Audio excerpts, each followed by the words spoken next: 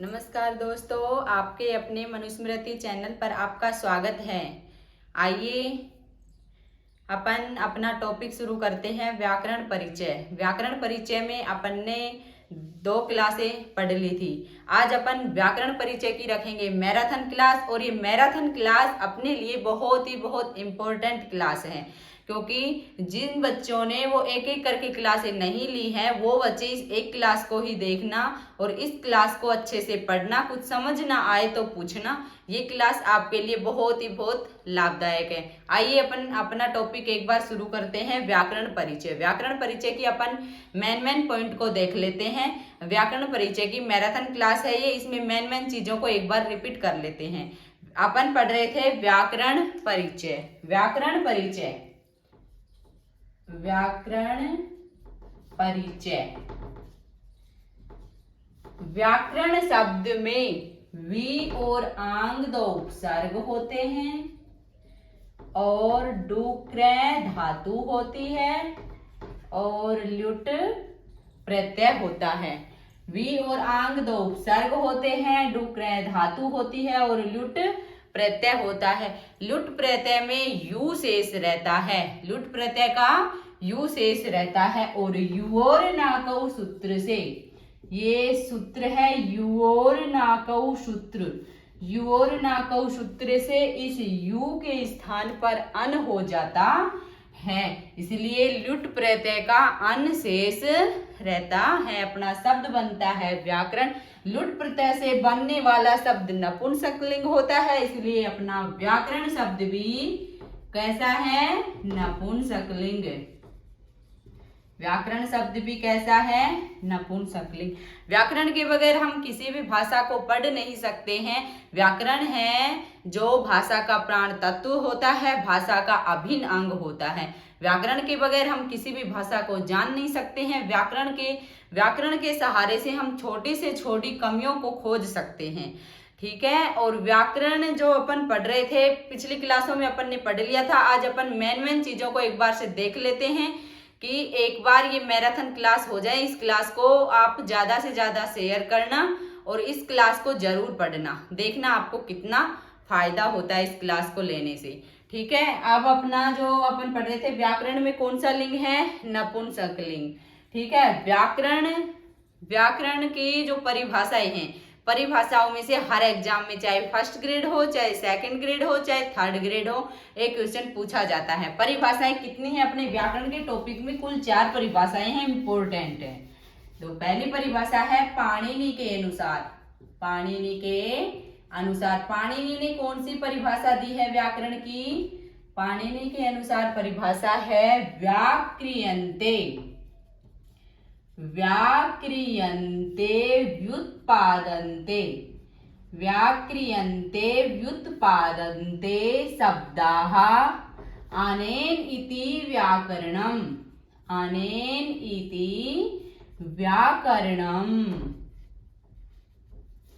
व्याक्रियन्ते व्युत्पादन्ते शब्दाः अनेन इति व्याकरणम्। ये किसकी परिभाषा है? पाणिनि की। यानी कि शब्दों को शुद्ध रूप में लिखना। शब्द हैं उनको शुद्ध रूप में लिखना ही व्याकरण का काम है। ये किसकी परिभाषा है?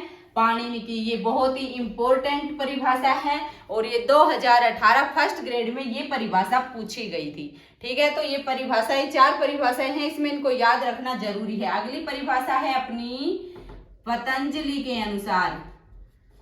पतंजलि के अनुसार। पतंजलि ने 3 परिभाषाएं बताई है, तीनों परिभाषाएं इंपॉर्टेंट है। तो पहली परिभाषा है पतंजलि के अनुसार शब्दानुशासनम व्याकरणम। शब्दानुशासनम व्याकरणम। शब्दानुशासनम व्याकरणम यानी कि शब्दों को अनुशासन में लिखना। अनुशासित रूप से शब्दों को लिखना ही व्याकरण का सबसे बड़ा महत्व है। व्याकरण शब्दों को अनुशासित रूप में लिखने के लिए प्रेरित करता है। ये सबसे इंपॉर्टेंट परिभाषा है। किसकी है ये? पतंजलि की। पतंजलि ने दूसरी परिभाषा बताई है साधु साधु प्रयोगे व्याकरणम। साध्व साधु प्रयोगे व्याकरणम। साधु और असाधु, इसका क्या मीन्स होता है भाई? साधु मतलब होता है शुद्ध शब्द और असाधु होता है अशुद्ध। असाधु होता है अशुद्ध। शुद्ध और अशुद्ध शब्दों का ज्ञान व्याकरण से होता है। ये किसने बताया है? पतंजलि ने। साधु असाधु प्रयोगे व्याकरणम। ठीक है, तीसरी परिभाषा बताई है पतंजलि ने, लक्ष्य लक्षणम। लक्ष्य लक्षणम प्रयोगे व्याकरणम। प्रयोगे व्याकरणम। ये जो लक्ष्य है, लक्ष्य का मीन्स है उदाहरण। लक्ष्य का मीन्स है उदाहरण और ये लक्षण है, ये है नियम। यानी कि नियम और सूत्र और उदाहरण, इन सब का ज्ञान व्याकरण से होता है। तो पतंजलि की 3 परिभाषाएं हो गई और पाणिनि की 1 परिभाषा। चारों परिभाषाएं बहुत ही इंपॉर्टेंट परिभाषाएं हैं। इन परिभाषाओं को अच्छे से याद करना है और ये पेपर में पूछी जाती हैं। अगर आगे चलते हैं, अब आता है व्याकरण के 2 प्रकार बताए थे। व्याकरण के कितने भेद थे? 2। कौन कौन से? वैदिक व्याकरण और लौकिक व्याकरण। व्याकरण के 2 भेद थे, वैदिक व्याकरण और लौकिक व्याकरण। दूसरी है लौकिक व्याकरण, दूसरी है अपनी लौकिक व्याकरण। वैदिक व्याकरण, ये वैदिक व्याकरण है, ये पाणिनीय शिक्षा के पर आधारित है और ये जो लौकिक व्याकरण है ये वर्तमान में प्रायोगिक है। ये जो वैदिक व्याकरण है इसे पाणिनीय शिक्षा पर आधारित माना गया है। वैदिक व्याकरण के अनुसार वर्णों की संख्या कितनी बताई गई है? 63 या 64। जो अपन ने क्लासों में पढ़ ली थी, एक बार फिर से देख लेते हैं। वैदिक व्याकरण के अनुसार वर्णों की संख्या 63 या 64 होती है और स्वर की संख्या 21 या 22 होती है। कैसे? जैसे मूल स्वर, लघु स्वर या लृजु स्वर कितने होते हैं? 5 होते हैं। दीर्घ स्वर कितने होते हैं? 8 होते हैं। और प्लुत स्वर होते हैं जो 9 होते हैं। प्लुत स्वर कौन से होते हैं? प्लुत वर्ण 9 होते हैं। कौन से होते हैं? जिनमें बोलने में थोड़ा समय लगता है, उन्हें प्लुत वर्ण बोलते हैं। ठीक है, अगले आते हैं व्यंजन वर्ण कितने होते हैं? 33, कैसे लेकर है तक। अयोग वाह वर्ण कितने होते हैं? 4। कौन कौन से? विसर्ग, अनुस्वार, उपद्यमानीय और जिह्वामूल्य, ये 4 अयोग वाह वर्ण होते हैं। द्विस्पर्शी वर्ण होता है एक, जिसका उच्चारण स्थान दंत और मूर्धा से होता है। अगला आता है अपना वो यम वर्ण। यम वर्ण कितने होते हैं? 4 होते हैं। और पाणिनीय शिक्षा के अनुसार वैदिक व्याकरण में स्वर वर्ण कितने होते हैं? 21 या 22। अगर लृ वर्ण, जो लृ वर्ण होता है ना अपना, ये लृ वर्ण, इस लृ वर्ण को प्लुत माना जाए तो इन वर्णों की संख्या कितनी होती है? 22। अगर नहीं माना जाए तो कितनी होगी? 21। यानी कि वर्णों की संख्या 21 या 22 होती है, स्वर वर्णों की संख्या। और वैदिक व्याकरण के अनुसार वर्णों की संख्या 63 या 64 होती है और स्वर वर्णों की संख्या 21 या 22 होती है। और आगे समझ में। अब अगला आता है अपना लौकिक व्याकरण। ये जो लौकिक व्याकरण है ये वर्तमान में प्रायोगिक है, लौकिक व्याकरण। और लौकिक व्याकरण के अनुसार लौकिक व्याकरण में त्रिमुनि का परिचय बताते हैं कि त्रिमुनि कौन कौन से हैं? पाणिनि, पतंजलि और कात्यायन। जो पाणिनि थे उनका परिचय अपन पढ़ते हैं। पाणिनि का मूल नाम था ओदनीय पाणिनि, इनकी माता का नाम था दाक्षी, इनके गुरु का नाम था उपवर्ष या वर्षाचार्य, इनका समय था 500 ईसा पूर्व और इसकी उपाधि थी शब्दकार और सूत्र संक्षेपण यानी कि शब्दकार, ये इनकी उपाधि थी। और इसकी रचना थी 7 रचनाएं थी इनकी 7 रचनाएं थी, जिनमें सर्वश्रेष्ठ रचना थी अष्टाध्यायी। ये जो अष्टाध्यायी रचना है संपूर्ण संस्कृत का आधार माना गया है। अष्टाध्यायी रचना से संपूर्ण संस्कृत का आधार माना गया है। अष्टाध्यायी रचना सर्वश्रेष्ठ रचना थी पाणिनि की। इस अष्टाध्यायी रचना में 8 अध्याय थे। कितने अध्याय हैं? 8 अध्याय हैं। और वर्तमान में 7.25 अध्याय इसके प्रायोगिक है, इसलिए इस रचना को सपाद सप्तपदी के नाम से जाना जाता है। सपाद सप्तपदी, इस रचना को सपाद सप्तपदी के नाम से जाना जाता है। और अष्टाध्यायी रचना का प्रथम सूत्र वृद्धिरादैच, प्रथम सूत्र है इसका वृद्धिरादैच। यहाँ से क्वेश्चन पूछा जाता है, इंपॉर्टेंट क्वेश्चन है। इसका प्रथम सूत्र वृद्धिरादैच और इसका अंतिम सूत्र है ए। ये क्वेश्चन हमेशा पूछा जाता है। अब अपना जो ये रीट चल रहा है इसमें इनमें से क्वेश्चन एक हमेशा पूछता है, एक क्वेश्चन हमेशा पूछा जाता है। अष्टाध्यायी का प्रथम सूत्र वृद्धिरादेश और अंतिम सूत्र ए होता है। अष्टाध्यायी में लगभग 4000 सूत्र बताते हैं, जिनमें से 3965 सूत्र हैं जो वर्तमान में प्रायोगिक हैं। अष्टाध्यायी जो रचना है सर्वश्रेष्ठ रचना मानी जाती है। संपूर्ण संस्कृत व्याकरण इसी पर टिकी हुई मानी जाती है, इसलिए अष्टाध्यायी रचना को सर्वश्रेष्ठ माना गया है। पाणिनि को पंचपाठी के नाम से भी जाना जाता है। क्यों पाणिनि को पंचपाठी के नाम से क्यों जाना जाता है बताना? क्योंकि इन्होंने 5 पाठ बताए थे। कौन कौन से? सूत्र पाठ, गण पाठ, धातु पाठ, उणादि पाठ और लिंगानुशासनम पाठ। 5 पाठ बताए थे। सूत्र पाठ को सर्वश्रेष्ठ पाठ बताया गया था। घटे समुद्रम पूर्णम, यानी कि सूत्र की परिभाषा बताइए। घटे समुद्र पूर्णम।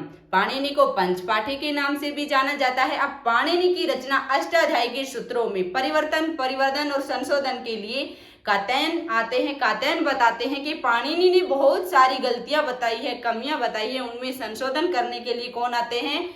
कात्यायन। कात्यायन जो करते हैं ना कि कोई कुछ बताता है या कोई कुछ करता है तो उसमें टांग अड़ाने वाले कौन थे? कात्यायन। कात्यायन ने पाणिनि के जो अष्टाध्यायी रचना है उनके सूत्रों में परिवर्तन, परिवर्धन और संशोधन के लिए आए थे।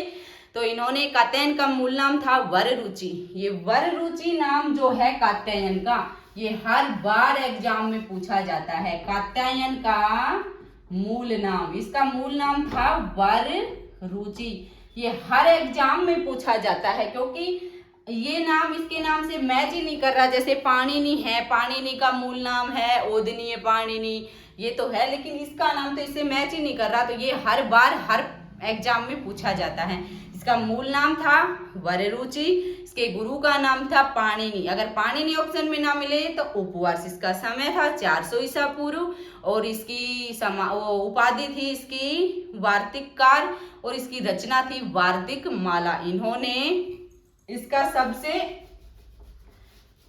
मेन काम था कात्यायन का उक्तानुक्त दुरुक्त चिंता वार्तिकम। उक्तानुक्त दुरुक्त चिंता वार्तिकम, यानी कि परिवर्तन, परिवर्धन और संशोधन, इन 3 काम थे। परिवर्तन, परिवर्धन और संशोधन के लिए कात्यायन आए थे। कात्यायन ने इनके जो रचना है पाणिनि की अष्टाध्यायी रचना, उसमें संशोधन के लिए बहुत सारे नियम निकाले थे। ठीक है, तो कात्यायन ने पाणिनि की रचना अष्टाध्यायी में यानी कि लगभग 5000 वार्तिक बताए हैं। 836 वार्तिक वर्तमान में प्रायोगिक है। तीसरा अपना मुनि आता है पतंजलि। तीसरा मुनि कौन सा है? पतंजलि। ये जो पतंजलि मुनि हैं, इनका मूल नाम था गौणिका पुत्र अहिक और फणिभूत। इनकी माता का नाम था गौणिका और इनके गुरु का नाम था उरणनाभि और इसका समय था 150 ईसा पूर्व। इसकी रचना थी, ने इसकी उपाधि थी महाभाष्य या व्याख्याकार, ने इसकी उपाधि थी व्याख्याकार या रचनाकार और इसकी जो बोलते हैं अपन रचना, इसकी रचना थी महाभाष्यम। पतंजलि की रचना कौन थी? महाभाष्यम। पतंजलि की रचना थी महाभाष्यम। ये जो महाभाष्यम रचना है, ये महाभाष्यम रचना पतंजलि की सर्वश्रेष्ठ रचना थी। इस महाभाष्यम रचना में पतंजलि ने जो पाणिनि की रचना अष्टाध्यायी के 1710 सूत्रों की व्याख्या की है और इस रचना में 85 आहनिक हैं। इस रचना में कितने आहनिक बताए हैं पतंजलि ने? 85 आहनिक बताए हैं। 85 आहनिक में से एक आहनिक अनुपलब्ध है जो है 73वां आहनिक, वो है अजाभक्षिकाम। ये अनुपलब्ध है, ये अनुपलब्ध है। पतंजलि की रचना महाभाष्य में 85 आहनिक है, एक आहनिक अनुपलब्ध है जो है 73वां अजाभक्षिकाम। ठीक है, ये अपन ने इन तीनों जो मुनि थे उनके बारे में पढ़ लिया है। और एक सबसे मेन पॉइंट इधर आओ, पंचपाठी के नाम से किसे जाना जाता है? पंचपाठी कौन थे? पाणिनि और यथोत्तर मुनि नाम। यथोत्तर मुनीनाम प्रमाणम के नाम से किसे जाना जाता है? यथोत्तर मुनीनाम प्रमाणम यानी कि सबसे अंत में कही गई बात को प्रमाण के रूप में सिद्ध करने वाला मुनि कौन सा था? पतंजलि। यथोत्तर मुनीनाम प्रमाणम के नाम से किसे जाना गया है? पतंजलि को। तो यहाँ पर देखिए जो ये तीनों मुनि थे, पाणिनि और पतंजलि और कात्यायन, ये इन तीनों को त्रिमुनि कथ्यते, इन तीनों को त्रिमुनि के नाम से जाना जाता है, त्रिमुनि कथ्यते। और जो इनकी रचनाएं हैं कौन कौन सी हैं? अष्टाध्यायी और वार्तिकमाला और महाभाष्यम, ये जो इन तीनों की रचनाएं हैं इनको हम क्या कहते हैं? तदुक्ति। इनको हम तदुक्ति कथ्यते, तदुक्ति कहते हैं। तो ये जो ऊपर अपन ने पढ़ा है इसे ये निष्कर्ष निकलता है कि जो अपन ने ये पढ़ा है, ये जो रचनाएं पढ़ी है, मुनि के बारे में परिचय पढ़ा है, यानी कि लौकिक व्याकरण वर्तमान में प्रायोगिक है। और पाणिनि की जो रचनाएं हैं उनके सूत्रों को पढ़ने के लिए हम इस लौकिक व्याकरण को पढ़ते हैं। लौकिक व्याकरण वर्तमान में प्रायोगिक है और पाणिनि की रचना अष्टाध्यायी के जो सूत्र हैं या पाणिनि की जो भी रचनाएं हैं उनके सूत्रों को पढ़ने के लिए माहेश्वरी सूत्र को प्रयोग में लाया गया है। इसलिए माहेश्वरी सूत्रों को पढ़ने का मकसद यही है कि 0 लेवल से संस्कृत को पढ़ा जाता है और पाणिनि की जो रचनाएं हैं उनका ज्ञान होता है। पाणिनि की रचना अष्टाध्यायी के सूत्रों को प्रयोग में लाने के लिए माहेश्वरी सूत्रों को आधार माना गया है। इसलिए अपन अगला अपना टॉपिक पढ़ेंगे माहेश्वरी सूत्र। माहेश्वरी सूत्र, ये जो माहेश्वरी सूत्र है ये अपन अगली क्लास में पढ़ेंगे। आज की क्लास व्याकरण के परिचय की मैराथन क्लास थी और इस क्लास में अपना जो व्याकरण का टॉपिक है वो पूरा कंप्लीट हो गया है। इसको पढ़िए, समझिए और याद कीजिए। अगली क्लास में अपन पढ़ेंगे माहेश्वरी सूत्र। Thank you so much.